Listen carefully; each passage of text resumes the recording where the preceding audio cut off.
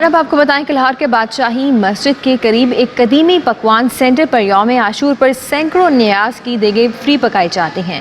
نمائندہ ایک نیوز نثار اس وقت موقع پر اس سینٹر کے مالک شوکت حسین کے ساتھ موجود ہیں۔ تفصیلات ان سے جانتے ہیں۔ شراز بتائے گا کیا کہنا ہے شوکت کا۔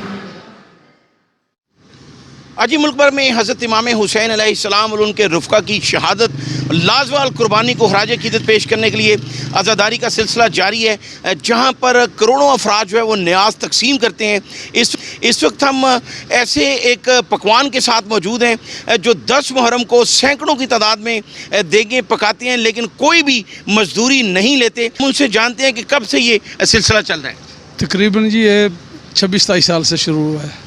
اچھا شوکت صاحب، آپ کے والد صاحب، آپ کے بھائی سارے یہی کام کرتے ہیں؟ جی یہی کام کرتے ہیں، میرے والد صاحب اور ہم دونوں بھائی ادھر کام کرتے ہیں اور بیٹے کرتے ہیں۔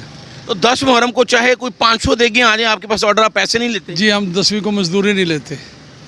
10ویں کو آپ کوئی مزدوری نہیں لیتے؟ کوئی مزدوری نہیں۔ آج آپ نے یوم عاشور کی مناسبت سے جو نیاز آئی ہے، کتنی دیگیں پکا چکی ہیں؟ تقریباً 50 دیگیں پکائی ہیں اور 9.5 من چکن سٹیم روسٹ کیا ہے۔